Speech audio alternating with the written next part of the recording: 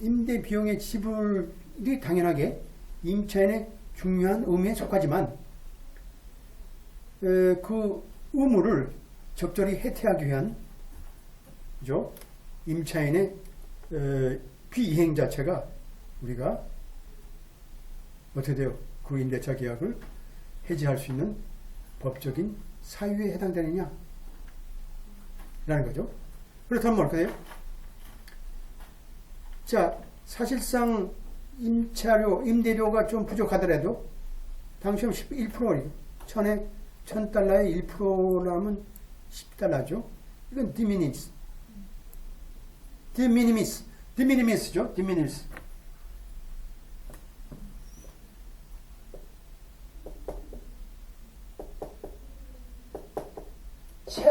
어떤 최소. 이게 이제 트럼프 행정부에서 중국에서 들어오는, 예를 들어서 소포 패키지에 대한, 그 우편물로 인한 그 상품의 배송 같은 건, 예를 들어서 80불이다, 뭐 이렇게 되잖아요. 80불, 70불, 이런 소량으로 해서, 미니로 해서 다 이제 면책으로 됐는데, 지금 다 바뀌었잖아요. 디미니미스가. 이제 이러한 걸 법적으로 뭘까요? 일반적인 법적은 뭘까요? 1%라는 것은 사실은 뭐 이게 미미한 거고, 이게 어떻게 돼요? 뭐 중대한 그런 위반 사항이 아니죠. 그건 뭐 좀 늦긴 해도 사실상은 뭐 1000불이라는 게 이미 들어가 있기 때문에 10불 때문에 우리가 이 계약을 해지한다는 건 말도 안 되는 거죠. 그래서 법원에서 뭐라 그랬어요?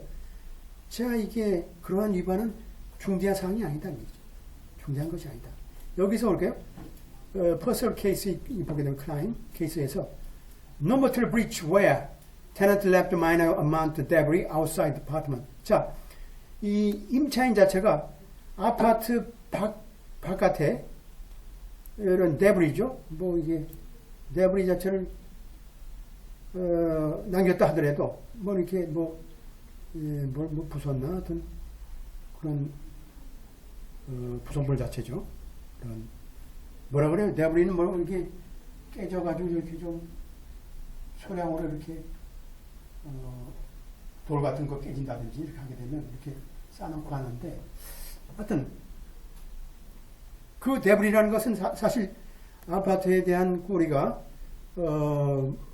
손괴를 가한 게 아니고 당연하게 임대인 자체가 그죠? 쌓여있는 돌덩이 같은 그런 것을 치울 수도 있고 또 만약에 치운다 하더라도 우리가 임차인한테 다시 돈 받으면 되는 거 아니야? 그죠? 그래 되는 거죠? 별것도 아닌 거 가지고 너 이렇게 뭐 안에서 싸놓고 말이지. 밖에다 싸놔가지고. 그 데브리라는 게 사전에 뭐라고 나와 있어요? 한국말로 정확한 표현이? 자, 잔해. 어떤 부수고, 찌꺼기 쓰레기, 이런 것들을, 하여튼 쓰레기 같은 거 하는 거죠. 쓰레기를 우리가 이제, 임차인이 이제 퇴거 시에, 우리 같은 경우는 책상도 버리고, 또 냉장고도 버리는 사람도 있고 막 그러잖아요. 그래서 사실 이제 우리나라는 또 제도가 잘 돼 있으니까 거기다 이제 이렇게 붙여가지고, 완떼기 완인가 하여튼 붙여가지고, 수거하도록 되어 있는데, 만약에 수거를 안 한다 그러면 어떻게 되죠? 일단은 이 사람이, 임대인이 주소를 다 알고 있잖아요. 전화번호도 알고. 그러면 이리 전화해서 이거 얼마인데 가져가 하도록 할 테니까, 내가 처리하고 돈은 송금해달라. 그럼 되잖아요. 이걸 그냥 중대 위반으로 볼 수 있냐. 아니잖아요? 하지만 이제 CF가 있어요. 이건 비교가 되는 거죠. 비교. 선셋 아파트먼트 바이런 케이스에서 어떻게 돼요? 바이런 하버링 팻 이건 이제 뭐예요? 동물을 이제 생각하는 거죠. 자, 이게 임대차 계약 자체가 노페 클로즈라는 것을 포함하고 있을 때 우리 디라더 같은 케이스죠. 우리가 페트가 금지되어 있다고 생각했을 때 페트를 우리가 따진다 그러면 상정한다 그러면 어떻게 돼요? 아, 이건 뭘까요? 중대 위반이네. 그럼 지나들은 뭐예요? 중대 위반 사항이죠. 이 케이스 뭘까요? 지금 우리 케이스에 볼 때는 선셋 아파트먼트 케이스가, 바이런 케이스가 굉장히 걸림돌이에요. 걸림돌이지만 아까 우리가 봤잖아요.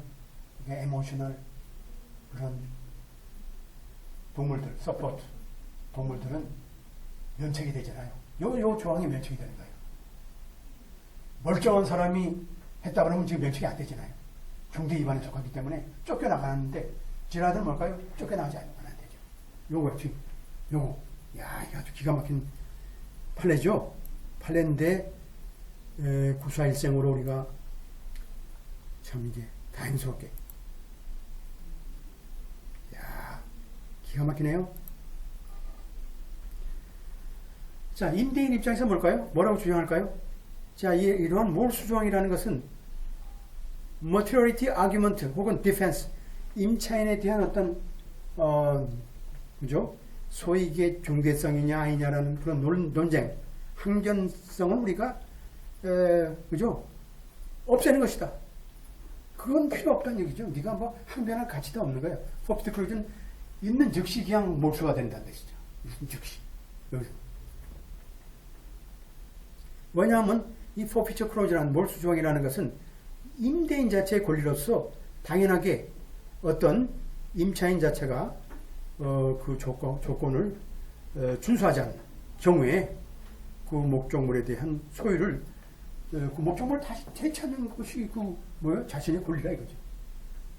그러니까 뭐가 포피처 클로즈라는 건 당연하게 임차인이 일단 법을 위반 조항을 위반하는 무조건 그냥 자동적으로 발생하는 그런 우리 법적인 임대인의 권리라고 볼 수 있는 거죠.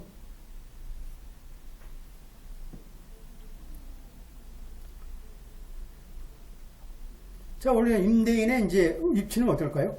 자, 이러한 몰수 조항 자체가 FTA 머티리얼이라는 이런 해당 법조문에 의한 중대한 위반에 대한 요구사항, 그죠? 준수사항을 우리가 무시해도 좋다니까. 트럼프란 건 기분 나면 또 트럼프 나오네. 하여튼 무차반하게 그죠? 트럼프 합시다. 이건 뭐 포피트 클로즈가 우선이라는 뜻이죠. 그러니까 이제 우리가 헌법에서 배우게 되면 여러분들 나오잖아요. 트럼프 같은 경우 어떤 경우예요? 한마디로 연방법이 스테이트 로로 우리가 트럼프 할 수 있는 거죠. 우선이 있죠. 우선. 헌법은 또 우리가 법령을 또 우선할 수 있고. 하지만 해당 법령 자체는 명확하다는 얘기죠. 이러한 임차인의 보호 조항이라는 것은 우리가 면책될 수 보류될 수 없다. 이건 뭐 기가 막힌 거죠. 이거는 어떠한 조항보다 중요한 임대인에 대한 특별법이기 때문에 특히 프랭클린 시빌 코드라는 게 501조 지항이라는 게 아무리 비록 우리가 그죠? 그런 몰수조항에 들어갔다 하더라도 우리가 어떻게 돼요? 당연하게 임차인에 대한 보호라는 건 법적으로 그냥 확실하게 명기되어 있다는 것이죠.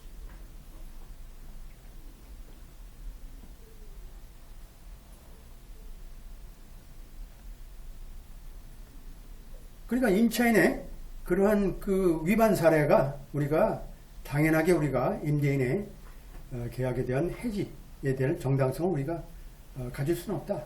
비록 그 위반 자체가 임대차 계약에 있어서의 비금전적인 그죠? 그러한 계약에 해당된다 할지라도 뭘까요? 여기서 뭘까요? 자, 여기서 어떻게 돼요? 그 계약이라는 게 어때요? 오로지 임차인의 이익을 위한 조항이라는 거죠. 자, non-voluntary covenant. 우리가 성경에서는 약속의 궤, covenant. 우리가 얘기하는 이제 프로퍼티에 나오는 covenant이죠. real covenant.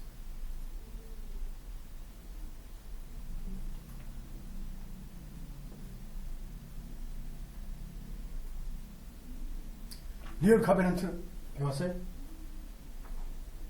아직 안 배웠죠. 황 선생은 들었을 거예요. 리얼컵에는. 딱 나와야 돼. 리얼컵.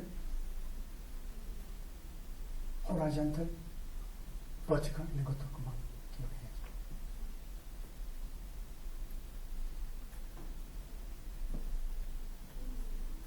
자, 여기가 이제 어디예요? 여러분의 집 앞들이죠? 이 케이스. 우리 여기서 어디예요? 자, 여기서 우리 사건에서 이 사건이죠. 핵심이죠. 자, 이런 보험에 대한 규정이라는 것은 자, 사실상 임대료의 지불에 관한 문제가 아니라는 얘기죠. 그죠? 있다 그러면 임대인 자체가 자, 당연하게 미리 소송을 하기 전에 그죠? 훨씬 더 소송하기 전에 그러한 위반 사항을 찾아내서 우리가 치유하도록 하는 능력을 가졌어야 된다는 뜻이죠. 자기가 해야 되겠죠. 해서 야, 이거 말이지 당신이 설득해야 돼. 이 뜻은 뭐냐면 임차인한테 불러가지고 이거 만약에 화재 나게 되면 이게 엄청나다.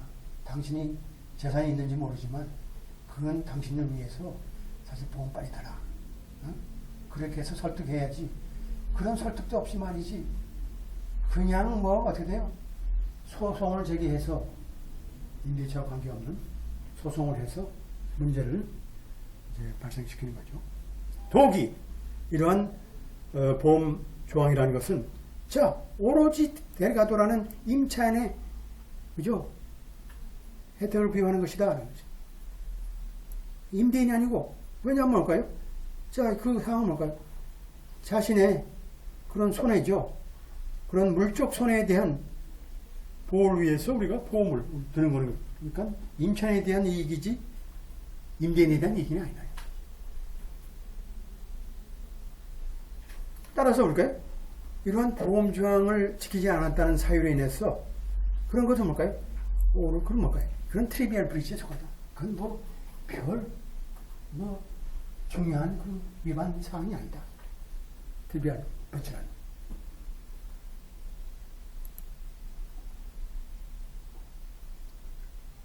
따라서 볼까요? 임대인은 그죠? 논의할 가치가 없다. 근거도 없다. 실제로 우리가 보험을 임차인이 하지 않았다는 사유로 인해서 손해를 봤다라는 우리가 논쟁을 할 가치가 없는 것이다.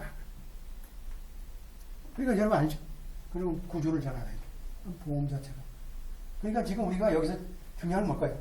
머티리얼리티에 대한 문제예요. 중재성에 대한 중재한 위반 사유가 뭐냐를 따지는 걸 봐야 되겠죠.